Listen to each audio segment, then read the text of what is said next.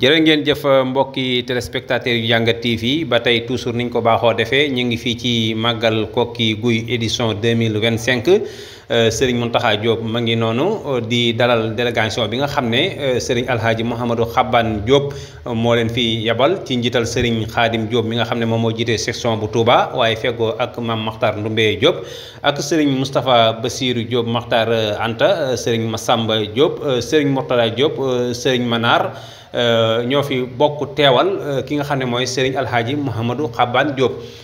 ki leen dalal nag di kenn ci askan wi nga xam ne mooy askanu Koki muy Serigne Mountakha Diop waaye bokk ci ñi nga xam ne tey tamit ñoom ñoo xewle ci dëkk bi nga xam ne moom mooy Koki Guy nga xam ne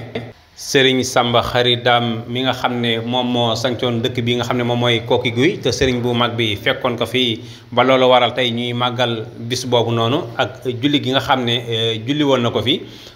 kon tey nag askanu Koki ànd nañ booloo ñëw fekk si nag ki nga xam ne mooy Serigne Mountakha Diop mi nga xam ne moom tamit baaxoo na lépp loo xam ne askan wi xewle na ko rek mu teew ca teewaay bu mat sëkk tey nag délégation bi ànd ñëw fekk si ko ci xew-xew bi nga xamante si nii